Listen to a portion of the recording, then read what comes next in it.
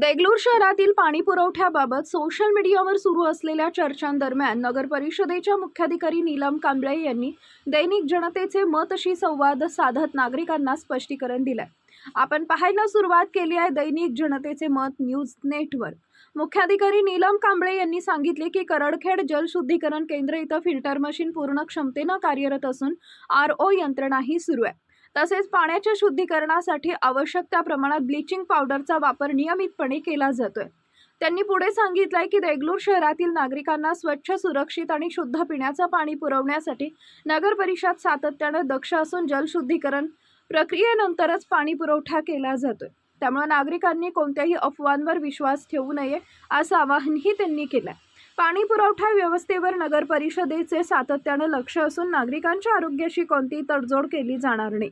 पाणी पुरवठ्याबाबत काही अडचण किंवा तक्रार असल्यास नागरिकांनी थेट नगर परिषद प्रशासनाशी संपर्क साधावा असंही मुख्याधिकारी नीलम कांबळे यांनी दैनिक जनतेचे मत प्रतिनिधींशी बोलताना स्पष्ट केलंय।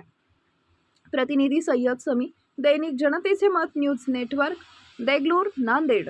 मॅडम, देगलूर शहरातील पाणी पुरवठ्यावर विरोधकांची प्रतिक्रिया आहे की देगलूर शहराच्या पाणी पुरवठ्याला स्वच्छ पाणी किंवा तिथं फिल्टर वॉटर मशीन बंद आहे, त्याच्यात ब्लिचिंग पावडर नाही, अशी त्यांचे अनेक असे प्रश्न आहेत। त्यांच्यावर आपलं काय प्रतिक्रिया आहे? आपलं जे करडखेडचा आपलं पाणी पुरवठ्याचा प्रकल्प आहे तिथं आपलं फिल्टर चालू आहे।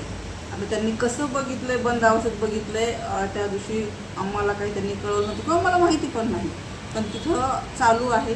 दुसरा मुद्दा, ब्लिचिंग पावडर मागच्याच आठवड्यात 200 बॅग्स उतरलेल्या आहेत, मलाच सांगून त्यांनी इंजिनियरनं उतरलेले आहेत। आलम आहे, ब्लिचिंग आहे, आता त्यांनी ते पण कुठलं बघितलं आहे मला नाही सांगता यायचं, पण आहे आपल्याकडे आलम आहे, ब्लिचिंग आहे। आणि पावसाळा सुरू आहे असं कुठलीच नगरपालिका असं नाहीच करणार। त्यांच्या आता विरोधकांचं म्हणणं आहे की देगलूरच्या नागरिकाची आरोग्याशी खेळणं आहे, परंतु तिथं फिल्टर मशीनसुद्धा बंद आहे। आपणही जाऊन बघू शकता, फिल्टर चालू आहे तिथे।